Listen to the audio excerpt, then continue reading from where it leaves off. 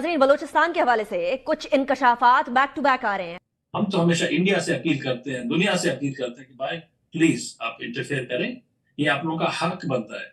बलूचिस्तान ने डिक्लेरेशन कर दिया है 11th August is the date when there will be freedom for Baluchistan. Pakistan एक एनार्की में डूब जाएगा, टुकड़े टुकड़े हो जाएगा, एक छोटा सा पंजाब रह जाएगा जहाँ ये सारे बैठ के राइवेंड में बैठ के ये खाएंगे। क्यों कहें कि अब तो आदत सी होगी है ऐसे जीने में। पागलों, तुम्हें अकल दिलाने की कोशिश कर रहे हैं कि आंखें खोलो, देखो सूरत हाल कहां पहुंच चुकी है। इकोनॉमी है वो थोड़ी सी बढ़ जाती, ये समझे आज के हालात में पिछले हालात में क्या फर्क है।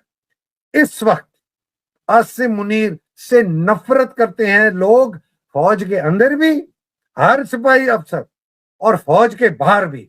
हम जो है वो कोई ये नहीं कह रहा कि कोई अखंड भारत बना ले या गजवाए हिंद कर ले, ये ड्रामे बंद करें और पीसफुल कोएग्जिस्टेंस के मॉडल के ऊपर इकोनॉमिक स्टेबिलिटी की बेस। एक तो ये जय हिंद, नमस्कार। बात करी जाए, खबरें सामने निकल के आ रही है और जिस अकॉर्डिंग आपने इंट्रो देखा कि कैसे बड़ी खबर सामने निकल के आ रही है बलूचिस्तान से कि 11 अगस्त को बलूचिस्तान जो है वो आज़ाद होने वाला है। अब आसिम मुनीर को समझा दिया जाए कि अब ये जो है जाकर के एक बिल के अंदर छुप के बैठ जाए, वरना इसकी जो लंका लगने वाली है वो बिल्कुल देखने लायक होगी। और आसिम मुनीर बहुत अच्छी तरीके से जानता है कि बीएलए वाले कितने खतरनाक है और कितने खौफनाक है।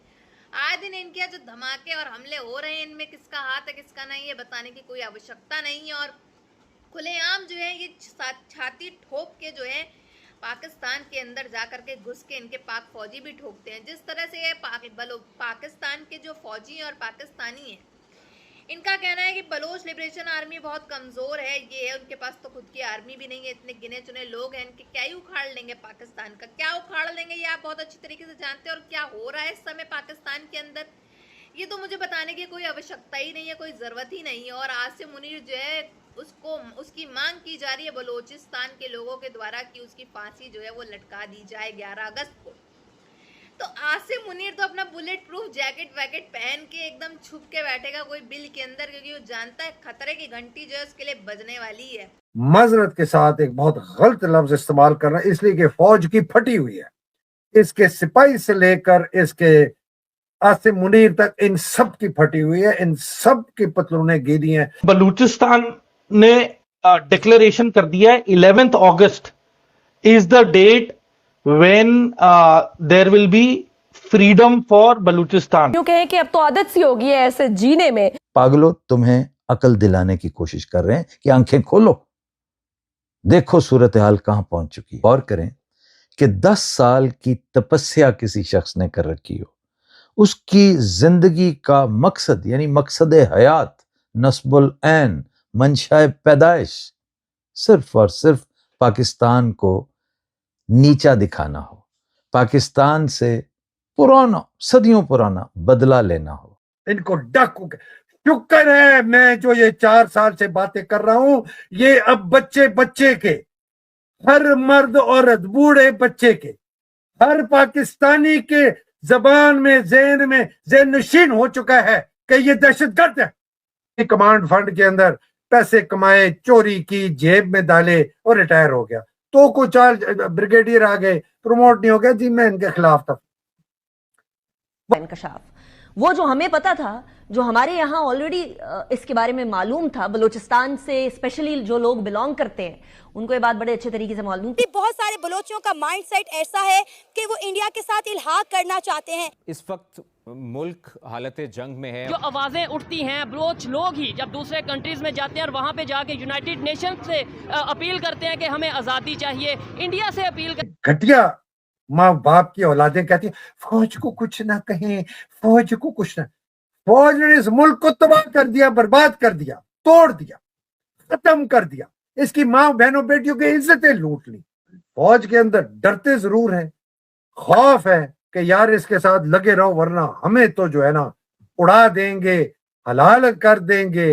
बाद एक पूरी दुनिया में उनके लिए कि उनको रिलीज किया जाए, इसके लिए एक कैंपेन स्टार्ट हुई। तो नो डाउट इसका मतलब है कि कुछ वहां पे चल रहा है कि जिसकी वजह से इतनी फोर्सेस है बाकी जो है हमारी गवर्नमेंट को उस पे सोचना चाहिए कि वहाँ पे लोगों के हालात क्यों वहाँ पे बने हुए हैं। ठीक जो क्लैशेस हैं वो हुए हैं, वहां पर प्रोटेस्ट बड़े पैमाने पर हो रहे हैं। कोई हमने किसी के पूछ कुछ नहीं, ना हम पुलिस से अभी डरना, ना किसी कोर्ट से डरना, तो बदमाशी, ठीक है जी।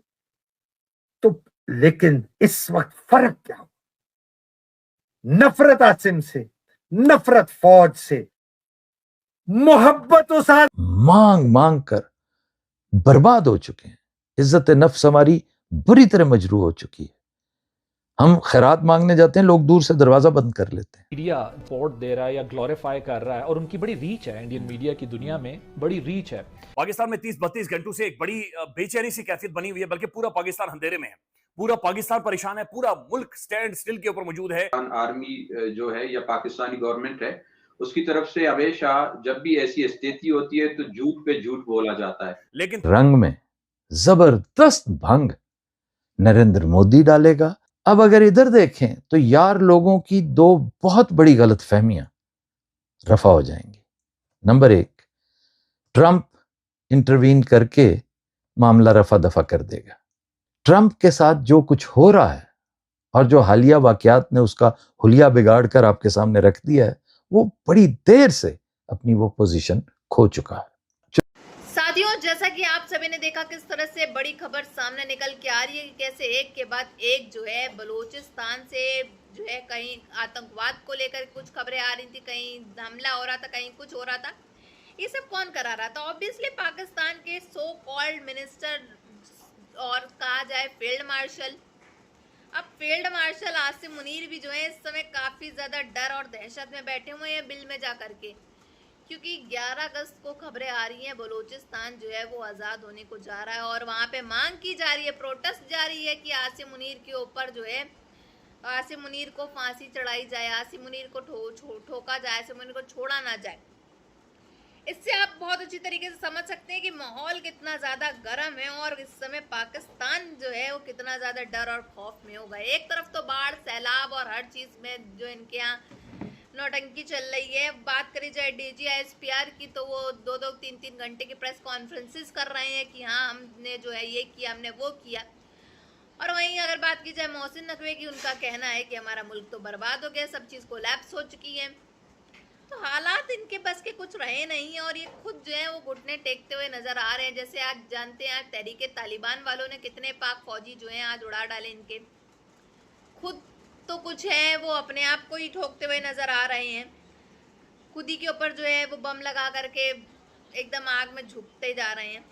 तो इसी से आप समझ सकते हैं कि माहौल कितना गर्म है और बलूचिस्तान तो कब से जो है वो ताक में था कि कब उसको मौका मिले और वो आज़ाद हुए। और बलूचिस्तान देखा जाए तो आज़ादी हो चुका है एक तरह से पाकिस्तान की कैद से, क्योंकि बलूच लिबरेशन आर्मी जो है वो एक एक करके कैसे पाकिस्तानी फौजियों की छुट्टी कर रही है वो तो आप बहुत अच्छी तरीके से जानते हैं कि क्या आए दिन पाकिस्तान से खबरें सामने निकल के आ रही हैं, कैसे आए दिन पाक फौजी जो है वो ठोके जा रहे हैं, मारे जा रहे हैं।